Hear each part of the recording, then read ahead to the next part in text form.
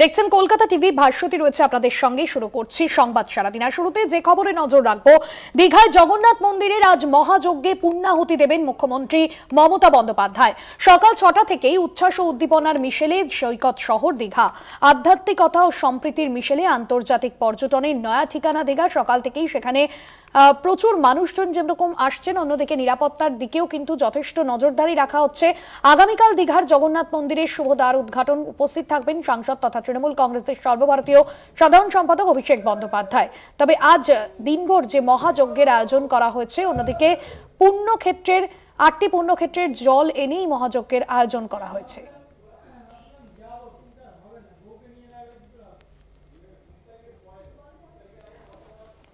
দীঘার নতুন এই ক্ষেত্রে মন্দিরে জগন্নাথ, বলরাম এবং সুভদ্রার পুষ্পশয়নী বাঁকুড়ার ছাতনা থেকে আসছে ৩,০০০ পদ্মফুল।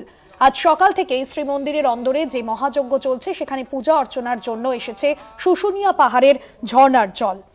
দীঘায় জগন্নাথ মন্দিরের দ্বার উদ্ঘাটনের আগের দিন অর্থাৎ আজ বিশেষ যে হোম যজ্ঞের আয়োজন করা হয়েছে। আজ সকাল ৯টা থেকেই চলছে এই যজ্ঞ এবং গোটা দিন ধরে এই যজ্ঞ চলবে। বিকেলে মুখ্যমন্ত্রী মমতা বন্দ্যোপাধ্যায় যজ্ঞের আগুনে পূর্ণাহুতি করবেন এবং মন্দির কর্তৃপক্ষ সূত্রেও জানা যাচ্ছে যে মঙ্গলবার সকাল থেকেই কিন্তু এই প্রক্রিয়া ইতিমধ্যেই শুরু হয়েছে। দুর্গাদাস বন্দ্যোপাধ্যায় রয়েছেন আমাদের প্রতিনিধি ফোন লাইনে। দুর্গাদাস, দীঘায় জগন্নাথ মন্দিরের দ্বার উদ্ঘাটন রয়েছে আগামীকাল এবং তার আগে আজ দিনভর কিন্তু সেখানে হোম যজ্ঞ চলছে এবং কি জানা যাচ্ছে মুখ্যমন্ত্রী মমতা বন্দ্যোপাধ্যায় তারই বা কি কর্মসূচি রয়েছে আজ দিনভর? দেখো, সকাল থেকে না একদম ভোরবেলা থেকে স্তোত্র পাঠ শুরু হয়েছে এবং তার সাথে সাথেই একাধিক সাধু সন্তরা এসেছেন।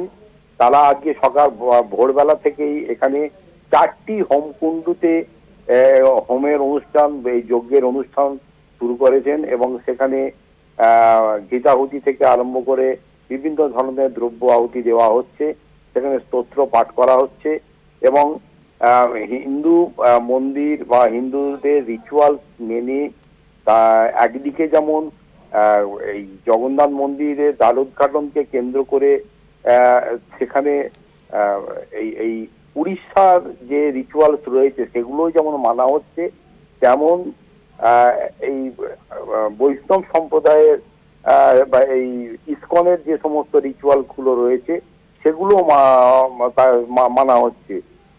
ফলে সব মিলিয়ে হিন্দু শাস্ত্র মতে যে এটা যে করা হচ্ছে তার সমস্ত ব্যবস্থা দিয়ে মুখ্যমন্ত্রী মমতা বন্দ্যোপাধ্যায় নির্দেশেই করা হয়েছে।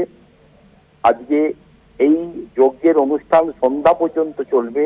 বিকেল 4টের সময় মুখ্যমন্ত্রী মমতা বন্দ্যোপাধ্যায়ের এই শ্রী মন্দিরে আসার কথা রয়েছে এবং যজ্ঞের প্রায় শেষান্তে তিনি এখানে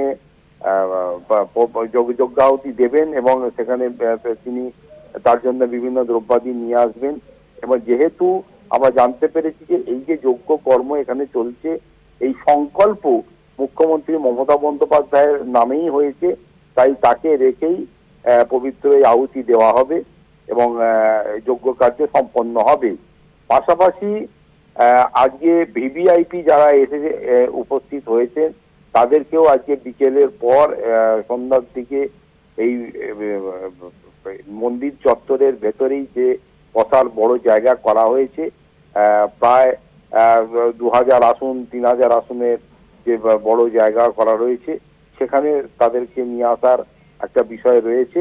পাশাপাশি তোমায় বলে রাখি যে আজকে প্রভু জগন্নাথ দেব, বলরাম এবং সুভদ্রার প্রাণ প্রতিষ্ঠার পাশাপাশি তাদেরকে আজকে ফুলের ওপর শয়ন দেওয়ানো হবে।